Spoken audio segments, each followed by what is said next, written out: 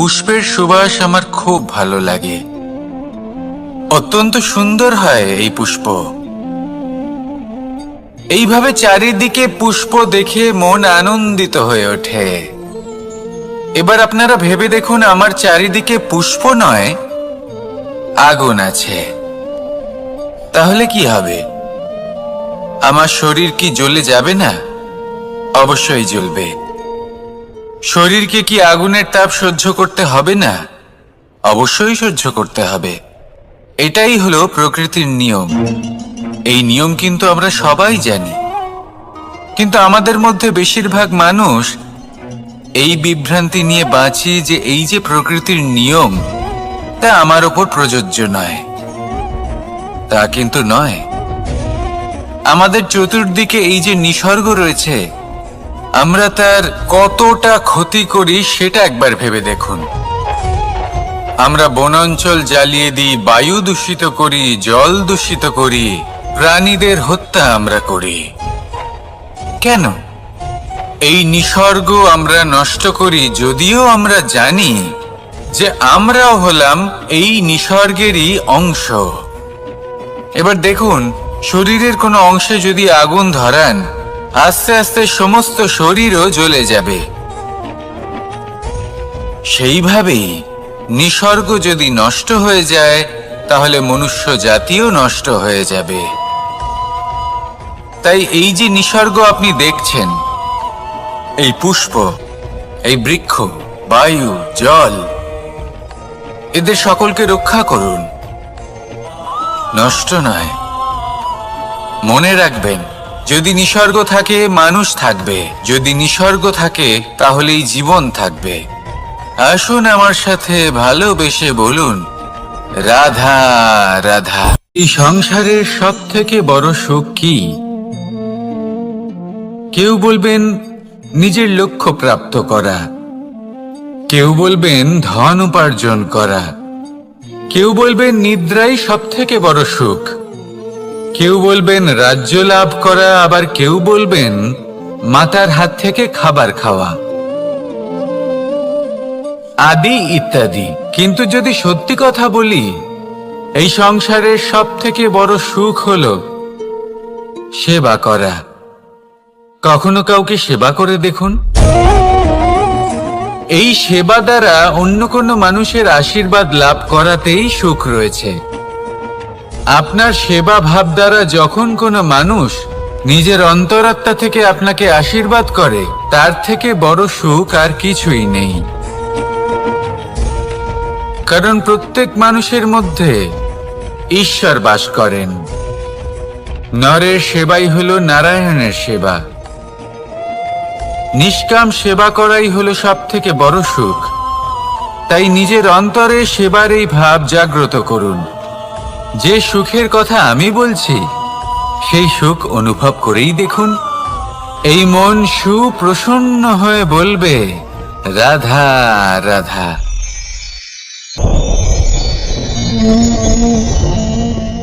জীবন থাকলে লক্ষ্য অবশ্যই থাকবে। যদি লক্ষ্য থাকে, তার পথ অবশ্যই থাকবে। যদি পথ থাকে,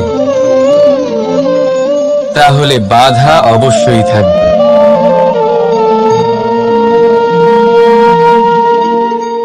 আর এর উপরেই নির্ভর করে যে আমরা জীবনে সফল হব না অসফল, পুরস্কারের ভাগীদার হব নাকি তিরস্কারের। মনে করুন, আপনাকে একটা কাজ করতে হবে, আপনাকে পর্বত আরোহণ করতে হবে, আর সেই পথের ঢাল আপনাকে একাধিকবার ফেলে দেবে। পাথর আপনাকে একাধিকবার আহত করবে। এই অবস্থায় কি করবে? সাধারণ মানুষ বেছে নেয় প্রতিশোধ। সেই পর্বতকে নষ্ট করে দেওয়ার চিন্তা ভাবনা করে, তার ভিতকে নড়িয়ে দেওয়ার কথা ভাবে সেই মানুষ। কিন্তু পর্বতকে তো কেউ নষ্ট করতে পারে না। তাই অসফল হওয়ার সাথে সাথে কুখ্যাতিরও ভাগীদার হয়ে যায় সে। দ্বিতীয় পথ হলো পরিবর্তন। যদি আপনি সেই পর্বত ভাঙার পরিবর্তে তাতে সোপান তৈরি করেন, তাহলে আপনিও সেই পর্বতে উঠতে পারবেন, অন্য কেউও তাতে উঠতে পারবে, আগামী প্রজন্মও তাতে উঠতে পারবে, আর সেই আগামী প্রজন্ম সর্বদা আপনার সুনাম করবে। তাই জীবনে প্রতিশোধ নয়, পরিবর্তন বাছুন। বদলা নয়, বদল বেছে নিন।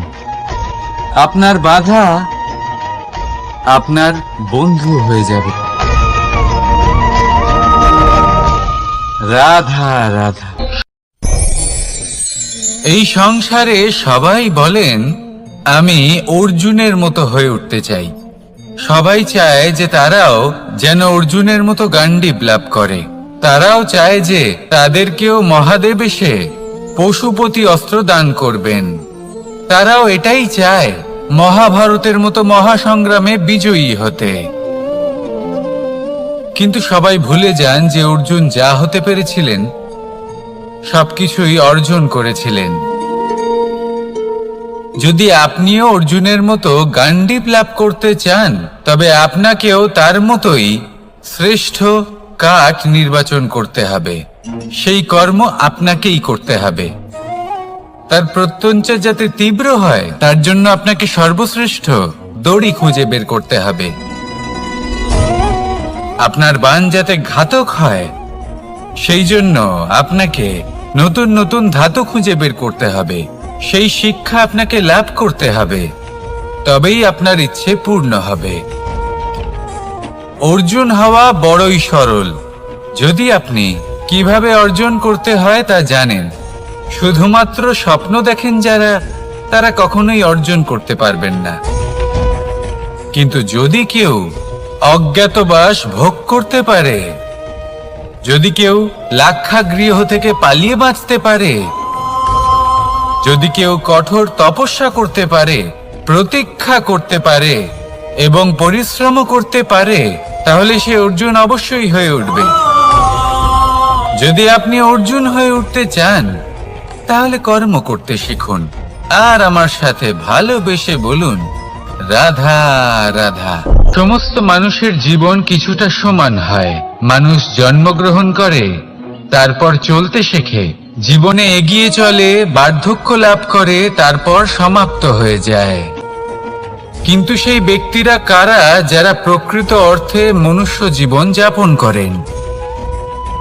এনারা হলেন সেই ব্যক্তি যারা পড়ে গেলেও আবার উঠে দাঁড়ানোর চেষ্টা করেন, নিজের ভেঙে পড়া অস্তিত্বকে আগলে নিয়ে আবার একটা আকার দেবার চেষ্টা করেন, ভগ্ন আশাকে আবার একটা নতুন দিশা দেন। অসফল হওয়ার পরেও থামেন না, আবার এগোতে থাকেন। অসফল হওয়ার পরে যদি আপনি থেমে যান, তাহলে সাফল্য আপনার সামনে অপেক্ষা করে, কিন্তু আপনি তা দেখতে পান না। তাই জীবনের সংঘর্ষে অংশগ্রহণ করতে শিখুন। জীবনের সংঘর্ষ থেকে পালাবেন না। আসুন আমার সাথে ভালোবেসে বলুন রাধা রাধা। একবার একটা শেয়াল বনে বিচরণ করছিল। ও একটা ছোট্ট শাবক দেখতে পেল। ও ভাবলো আজ একেই আমি খাবার হিসেবে গ্রহণ করব। আশেপাশে দেখলো কেউ দেখছে না তো, কেউ ছিল না, আর সেই শাবকের ওপর আক্রমণ করলো, যা হলো একটা ঘোর অপরাধ। বনের নিয়ম অনুসারে আপনি কখনোই শাবকের ওপর আক্রমণ করতে পারেন না। তারপর এই খবরটা যখন রাজা সিংহ জানতে পারলেন, সভার আয়োজন করলেন। কিন্তু সেখানে শেয়াল বলল, আমি তো এরকম কিছু করিনি। কিন্তু যদি আপনি এরকম বলেন, কোনো প্রমাণ দিন, এর কোনো সাক্ষী আছে? তখন রাজা সিংহ পেঁচাকে ডেকে পাঠালেন, যে সেই মুহূর্তে বৃক্ষের শাখার ওপর বসেছিল। সে সব কিছু দেখেছিল। পেঁচা সব সত্যি কথা বলল, আর শেয়ালকে মৃত্যুদণ্ড দেয়া হলো। এবার এই কাহিনী আমি আপনাকে কেন শোনালাম? কারণ মানুষও কখনো কখনো এরকম কর্ম করেন যা শিয়াল করেছে। এটা ভাবেন কেউ দেখছে না যখন আমি অনুচিত কর্ম করতেই পারি, কিন্তু না, আপনি যাই করুন না কেন কেউ না কেউ অবশ্যই তা দেখছে। কোনো ব্যক্তি না হলেও কোনো প্রাণী, না হলে কোনো যক্ষ বা দেব বা প্রেত। যদি এনারা কেউ না দেখেন, তাহলে ধরিত্রী মাতা দেখেন যেখানে দাঁড়িয়ে আপনি সেই কর্ম করছেন, তাই না? তাই একটা কথা সবসময় মনে রাখবেন, কে দেখছেন কে দেখছেন না সেই বিষয়ে ভাবা ছেড়ে দিন। এটা খুব সহজ কথা। আপনি যদি উচিত কর্ম করেন উচিত ফল পাবেন, যদি অনুচিত কর্ম করেন তাহলে আপনি অনুচিত ফল অবশ্যই পাবেন। সেই জন্য উচিত পথে চলতে থাকুন, উচিত কর্ম করতে থাকুন, আর আমার সাথে ভালোবেসে বলুন, রাধা রাধা। আপনি কখনো কোনো বাজকে নিজের বাসা বানাতে দেখেছেন?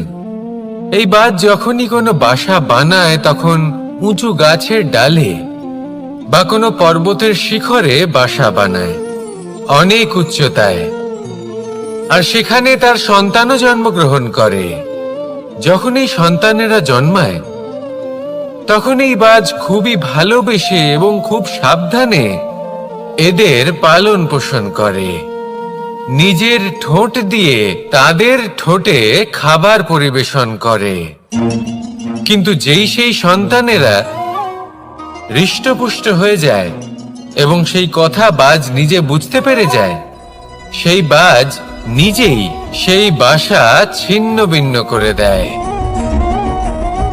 সেই সন্তান যাদের সবেমাত্র ডানা গজিয়েছে, কিভাবে উড়তে হয় তারা জানে না, সেই সন্তানগুলিকে উচ্চতা থেকে ঠেলে দেয়। সেই সন্তান প্রথমে ভয়ভীত হয়ে যায়। তারা সামনে মৃত্যুকে দেখতে পেয়ে ভয়ের কারণে তাদের ডানা ঝাপটাতে থাকে, আর সেই প্রক্রিয়াতেই সেই সন্তানগুলি উড়তে শুরু করে দেয়। এবার এই ঘটনায় আমরা কি শিক্ষা পেতে পারি? এটাই, যদি আপনি মাতা পিতা হন তাহলে নিজের সন্তানকে অবশ্যই স্নেহ করুন, কিন্তু তাদেরকে নিজের আঁচলের তলায় বেঁধে রাখবেন না। যদি আপনি চান আপনার সন্তান জীবনে উন্নতি করুক, তাহলে নিজের মুঠো থেকে তাদের স্বতন্ত্র করে দিন, এই সংসারে সংঘর্ষ করতে দিন। সেই সন্তান নিজেই বুঝতে পারবে যে জন্মের সময় পাওয়া ডানা কি করে ব্যবহার করতে হয়। আর আপনার চোখের সামনে আপনার সন্তান এই আকাশে উড়তে থাকবে। তাহলে আসুন আমার সাথে ভালোবেসে বলুন, রাধা রাধা। সংসারে সবচেয়ে পবিত্র মানা হয় গঙ্গা জলকে। কখনো ভেবে দেখেছেন কেন? কারণ গঙ্গা জলের আবির্ভাব অত্যন্ত শুদ্ধ হয়, তার জন্ম শুদ্ধ হয়, যেখান থেকে তার শুরু সেটাই শুদ্ধ হয়। আর শুরুটা শুদ্ধ হওয়া অত্যন্ত আবশ্যক। আমাদের জীবনে সবই শুরু হয় আমাদের ভাবনা থেকে। নিজের ভাবনাকে শুদ্ধ রাখুন, কারণ এই ভাবনা থেকেই আবির্ভাব হয় শব্দের। আপনার শব্দ শুদ্ধ রাখুন, কারণ এই শব্দ দ্বারাই আপনার কাজ সম্পন্ন হয়। আপনার কাজ শুদ্ধ রাখুন, কারণ এই কাজ দ্বারাই তৈরি হবে আপনার স্বভাব।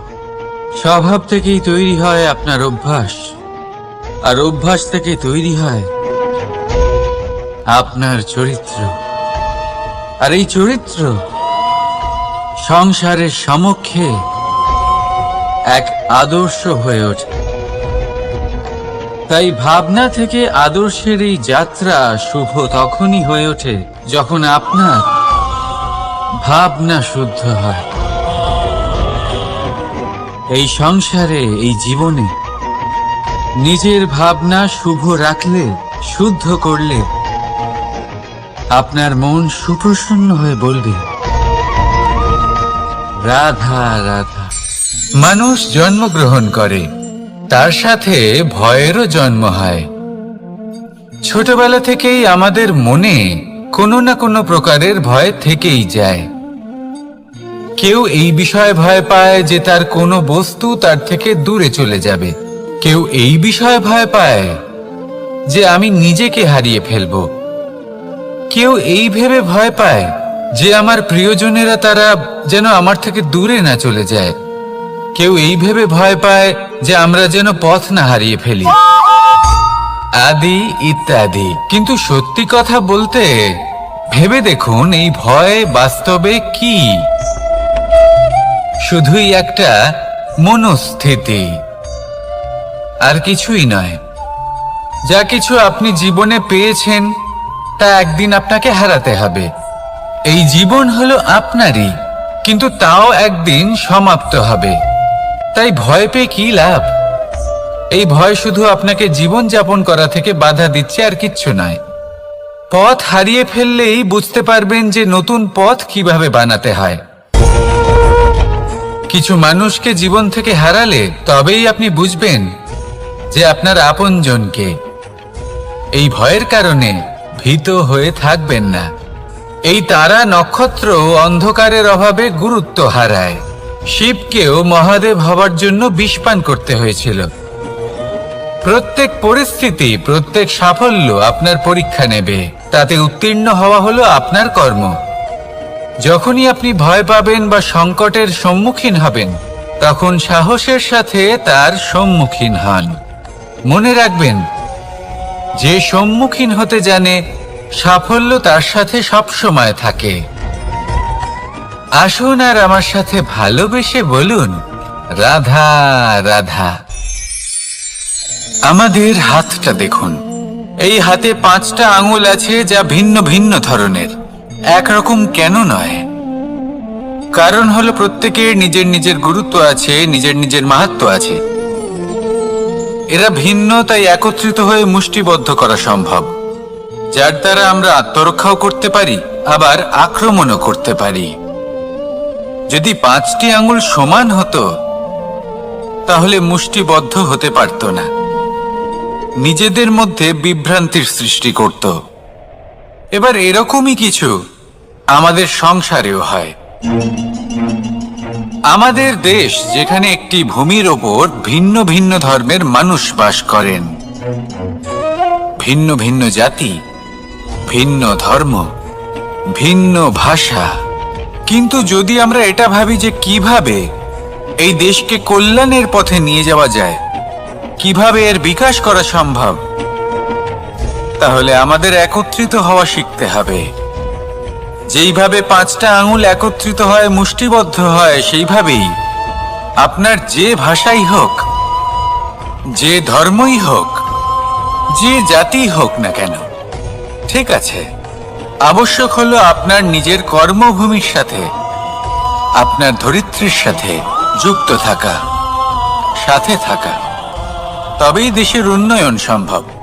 তবেই এই দেশ স্বতন্ত্র থাকবে, সফল হবে, আর এই মন প্রসন্ন হয়ে বলবে, রাধা রাধা। মোহ, কারোর প্রেমের মোহ, কারোর সঙ্গলাভের মোহ, কোনো বন্ধনের মোহ, কখনো বা ধনের মোহ, ঐশ্বর্যের মোহ। যদি আপনার মধ্যে এই মোহবোধ জাগ্রত হয়, তাহলে আপনার বিনাশ সুনিশ্চিত। যেমন কোনো বিশেষ ব্যক্তির প্রতি যদি আপনার মনে মোহ জাগ্রত হয়ে যায়, তাহলে আপনি চাইবেন সেই ব্যক্তি আমার কাছেই থাকুক, আমার পাশেই থাকুক, শুধুই যেন আমার হয়ে থাকুক। আর শুধু এই কারণেই কোথাও না কোথাও সেই ব্যক্তিকে আপনি তার প্রিয়জনের থেকে দূরে করে দিচ্ছেন। তারপর দুঃখ আসে, নিরাশা আসে, কারণ স্বাধীনতা সেই অনুভূতি যেটা সবার প্রিয়, আর সেই অনুভূতিটাই আপনি তার থেকে কেড়ে নিচ্ছেন। এভাবেই মোহ নিশ্চিত রূপে আপনার শত্রু হয়ে যাবে। কিন্তু যদি আপনার মোহ থাকে নিজের মাতৃভূমির প্রতি, তার সম্মানের প্রতি, তাহলে আপনি একজন প্রবল রক্ষক হয়ে উঠবেন। যদি আপনার মোহ থাকে আপনার আত্মসম্মানের প্রতি, নীতির প্রতি, তাহলে এই মোহ কখনো আপনাকে অধর্মের পথে চালিত হতেই দেবে না। আর যদি আপনার মোহ থাকে নিজের আত্মার প্রতি, তাহলে কোনো দুরাত্মা এসে আপনার কোনো ক্ষতিই করতে পারবে না। তাহলে নিজের এই মোহকে নিজের মনের মধ্যে সংযত করে রাখুন, একে নিজের মিত্র করে তুলুন আর আমার সাথে ভালোবেসে বলুন, রাধা রাধা।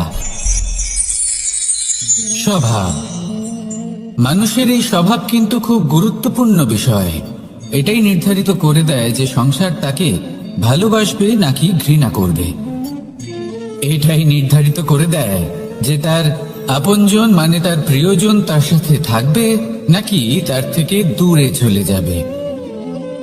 এবার স্বভাব কেমন হওয়া উচিত? কিছু মানুষ বলবেন যে স্বভাব চন্দ্রমার মতো হওয়া উচিত, অত্যন্ত সুন্দর এবং শীতল। কিন্তু চন্দ্রমা নিজেও তো সূর্যের কাছে নিজের প্রকাশের জন্য ঋণী। সূর্যের মতো হয়ে উঠুন। এই সূর্য যখন উদিত হয় তখন শান্ত থাকে, তারপর সারা দিন নিজে প্রজ্বলিত হয় এবং এই সংসারকে প্রকাশ প্রদান করে, যাতে এই সংসার নিজের কর্ম করতে পারে।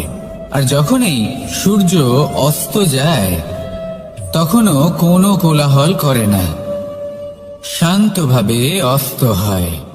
সূর্যাস্তের সময় পরিবেশ শান্ত থাকে, সমস্ত পশু পাখি আনন্দে থাকে। সূর্য যখন অস্ত হয় তখন এই আশা নিয়ে অস্ত হয় যে পরের দিন সে আবার উদিত হবে, আর অস্ত হওয়ার পরেও সে চন্দ্রমাকে নিজের প্রকাশ প্রদান করে। যদি আপনিও নিজের উত্থানের সময় অহংকার না করেন এবং নিজের পতনের সময় দুঃখী না হন, আর জীবনে অন্ধকার ঘনিয়ে আসার পরও আপনি অন্যদের সাহায্য করেন, তাহলে সূর্যের মতো আপনি আবার উদিত হবেন, এই সংসারকে প্রকাশ প্রদান করতে পারবেন, সাফল্য লাভ করতে পারবেন। আসুন আমার সাথে ভালোবেসে বলুন, রাধা রাধা। আজ আমরা কথা বলবো মানুষের আরো একটা খুব বড় শত্রুর বিষয়। তার নাম হলো ক্রোধ। এই ক্রোধ হলো একটি জ্বলন্ত কয়লার মতো, যেটা প্রজ্বলিত করে আপনি যার দিকেই ছুঁড়ে মারুন না কেন সবার আগে কিন্তু আপনারই হাত পুড়ে যাবে। কিন্তু কখনো কখনো এই জীবনে রাগ দেখানোটাও খুব অবশ্যম্ভাবী হয়ে পড়ে। যেমন ধরুন, যদি আমরা কথা বলি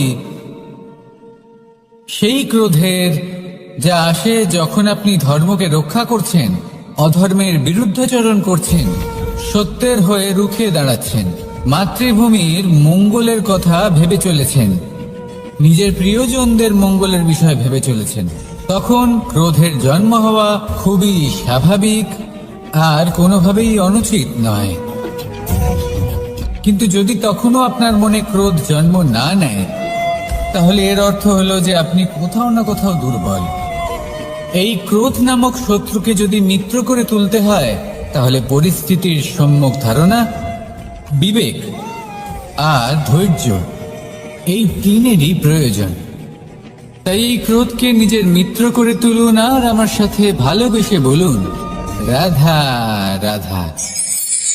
যদি নিজের কথা বলি, তাহলে আমার এই নিয়ে অভিযোগ নেই যে জন্মের পরেই আমাকে মা বাবার থেকে দূরে চলে যেতে হলো। আমার এই নিয়েও অভিযোগ নেই যে একজন মামা যিনি ভাগ্নের জন্য নিজের প্রাণও ত্যাগ করতে পারেন, সেই মামাই আমার প্রাণ কেড়ে নেওয়ার জন্য প্রত্যেক সম্ভাব্য প্রচেষ্টা করলেন। এই নিয়ে অভিযোগ নেই যে মহাযোদ্ধা হওয়া সত্ত্বেও আমাকে সারথি হওয়ার চয়ন করতে হলো। বরং আমি কৃতজ্ঞ। মামা যতই আমার প্রাণ কেড়ে নেওয়ার চেষ্টা করুক, আমি নিজের আত্মরক্ষা করতে পেরেছি। প্রথমে মথুরা ছাড়তে হলো, তারপর বৃন্দাবন ছাড়তে হলো, কিন্তু দ্বারকাকে নির্মাণ করার সুযোগটা আমি পেয়েছি। আমি কৃতজ্ঞ যে একজন সারথি হিসেবে ধর্মস্থাপনের এই রথ আমি এগিয়ে নিয়ে যেতে পেরেছি, এই সংসারকে গীতার জ্ঞান প্রদান করতে পেরেছি। দেখুন, জীবন সেই একই আছে, কিন্তু দৃষ্টিভঙ্গি কতটা গুরুত্বপূর্ণ। এই অভিযোগ আপনাকে জীবনে বাধা দেবে, দুঃখী করে তুলবে, কিন্তু কৃতজ্ঞতা বোধ সেটা আপনাকে একটা সুযোগ দেবে, সেই জীবনকেই আরো আনন্দের সাথে যাপনের সুযোগ। এই সুযোগে সদ্ব্যবহার করুন আর আমার সাথে ভালোবেসে বলুন, রাধা রাধা।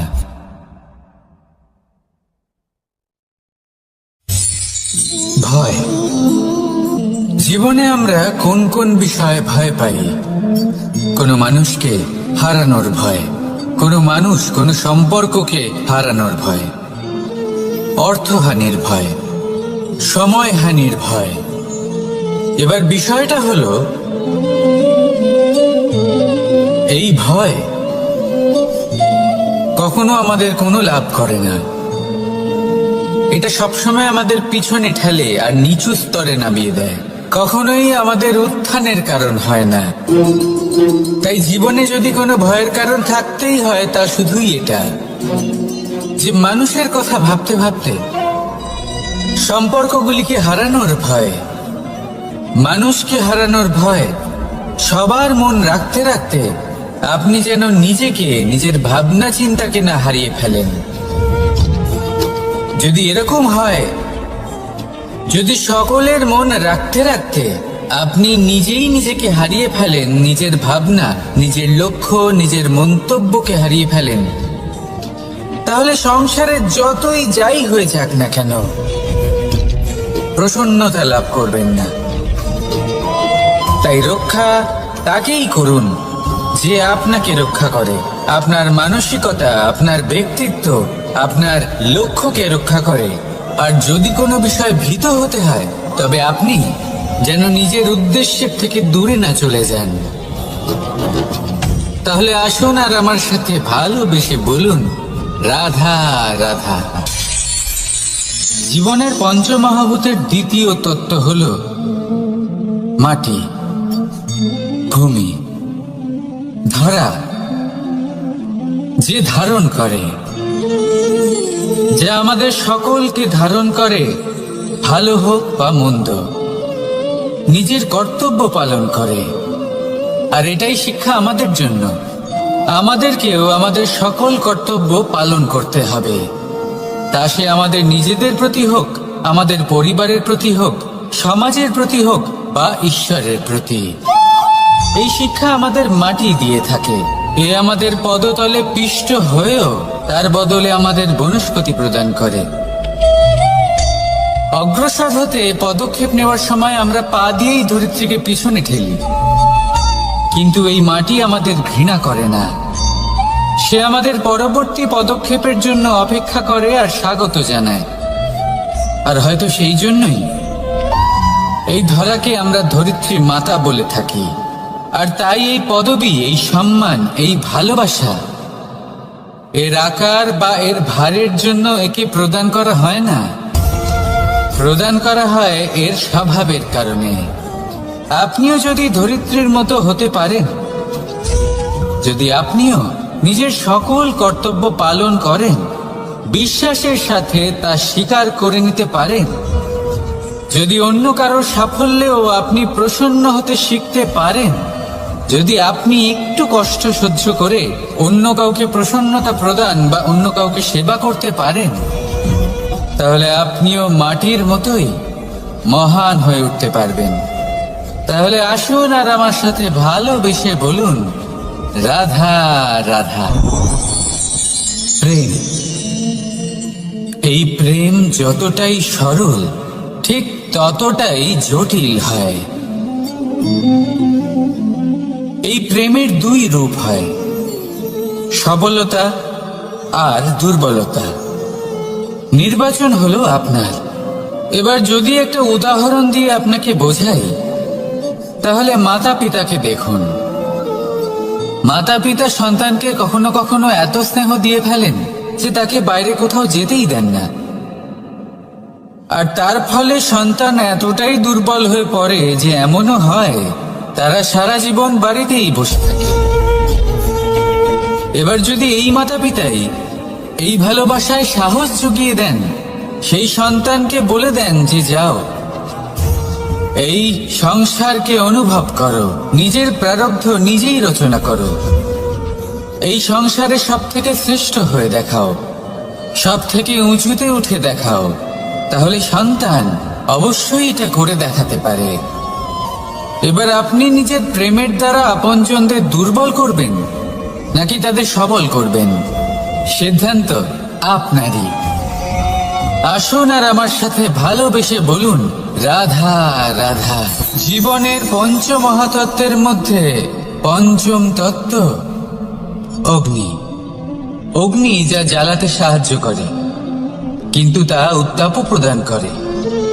নিশ্চিত রূপে অগ্নি আমাদের জ্বালিয়ে দিতে পারে, কিন্তু আপনি কি কখনো এটা ভেবে দেখেছেন যে আগুন, তাকে নিজেকে কতটা জ্বলতে হয়, তাকে নিজেকে কতটা তাপ সহ্য করতে হয়?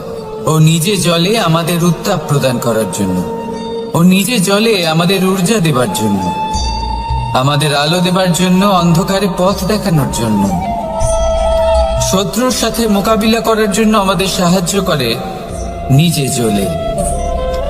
যখন আমরা কোনো দেবতার জন্য যজ্ঞ করি, তখন দেবতার ভোজন গ্রহণ করার নিমিত্ত হয় এই অগ্নি। কত কিছু ওকে সহ্য করতে হয় আমাদের এত কিছু দেবার জন্য।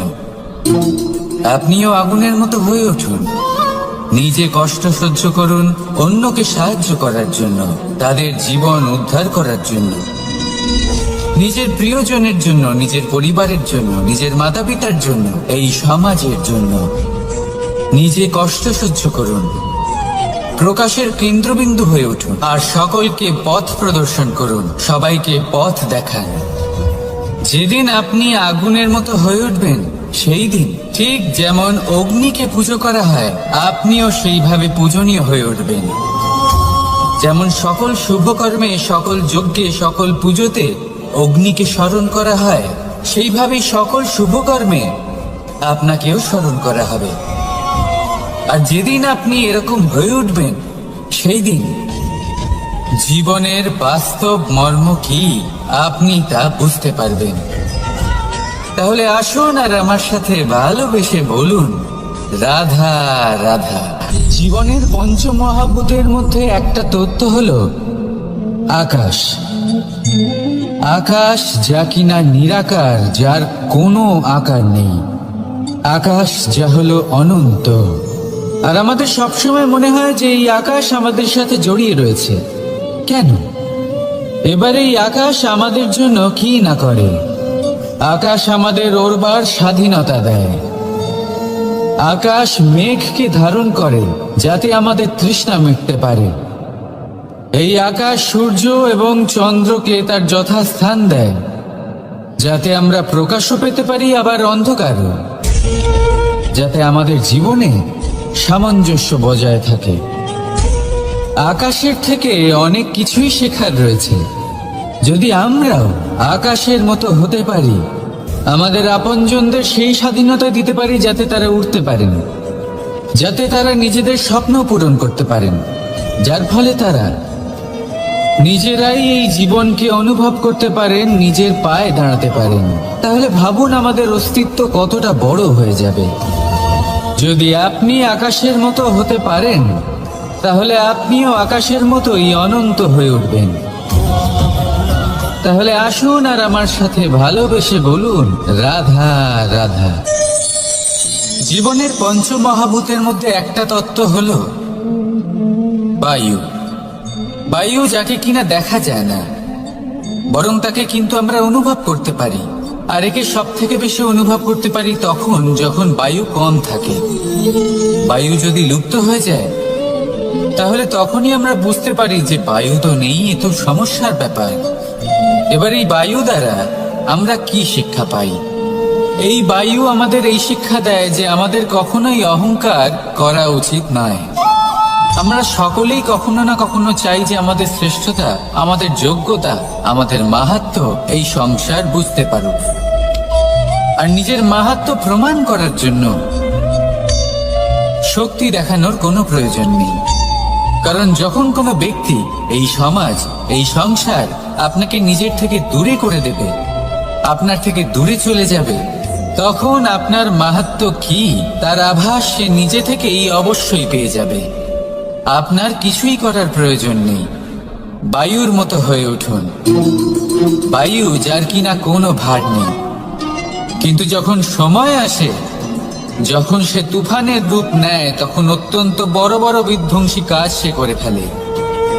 আর তখন এর শক্তির কোনো তুলনাই হয় না।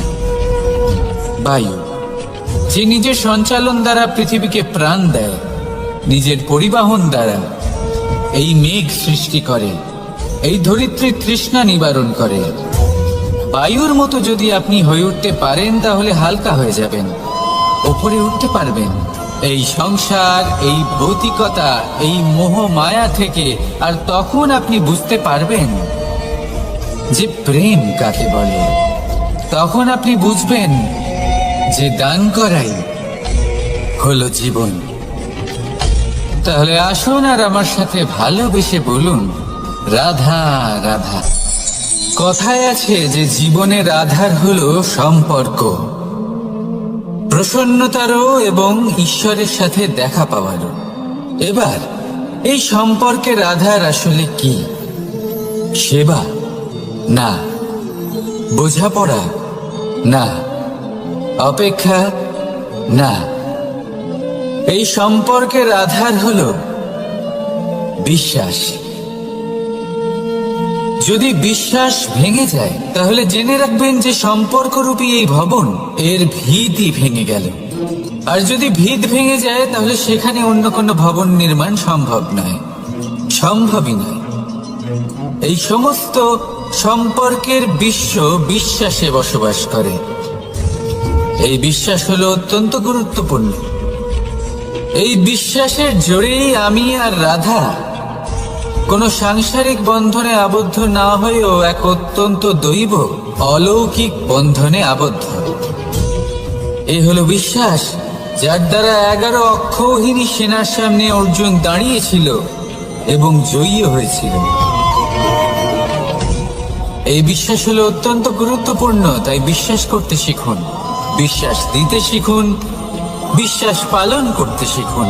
আর আমার সাথে ভালোবেসে বলুন, রাধা রাধা। পঞ্চমহাভূত, জীবন রচনায় এর অবদান অনস্বীকার্য।